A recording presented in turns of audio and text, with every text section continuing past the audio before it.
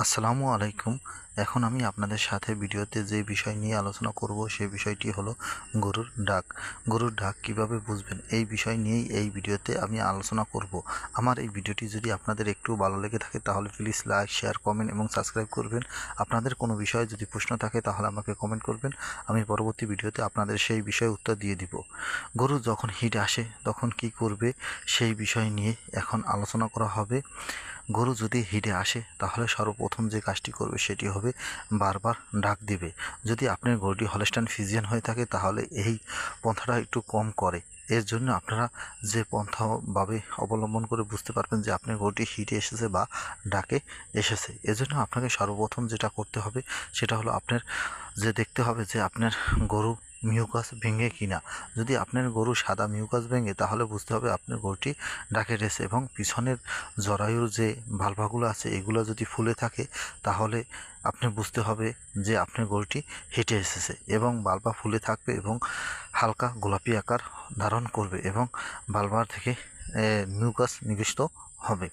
এভাবে যদি আপনার গরু যদি মিউকাস নির্গত করে তাহলে বুঝতে হবে যে আপনার গরুটি ডাকে এসেছে, এবং আপনার গরুটিকে 12 ঘন্টা থেকে 18 ঘন্টার মধ্যে 12 ঘন্টা পর 18 ঘন্টার মধ্যে কৃত্রিম প্রজনন করাতে হবে। এর মধ্যে যদি আপনি কৃত্রিম প্রজনন করাতে পারেন তাহলে আপনার গরুটির বীজ ধরার সম্ভাবনা 100% থাকে। এরপর এর কম বেশি হলে বীজ ধরার সম্ভাবনা কমে যায়।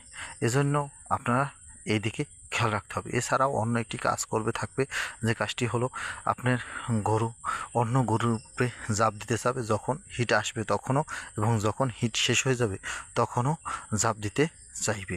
বা আর দেখা যাবে যখন যে হিট বা পুরো হিটে আছে তখন একটি গরু আরেকটি গরুর দিকে মুখ খুলে বসে থাকবে এবং বারবার চাপ করবে, এবং গরুটিকে বারবার তার গরুর দিকে পিছন দিয়ে দেবে এবং বারবার জাপ দেওয়ার উৎসাহিত করবে। এভাবে যদি উৎসাহিত করে তাহলে বুঝতে হবে যে আপনি গরুটি হেঁটে এসেছে। আর এই উৎসাহিত জাপ দেওয়ার উৎসাহিত যখন হবে তখনই আপনার গরুকে বীজ দিতে হবে। আর আপনার যে গরুটি গাভীটি হেঁটে এসেছে এই গরুটি যদি অন্য গরুর উপরে জাপ দিতে শুরু করে তাহলে আপনার মনে করতে হবে যে গরুটি ডাক এসেছে, না হয় ডাক শেষ হয়ে গেছে।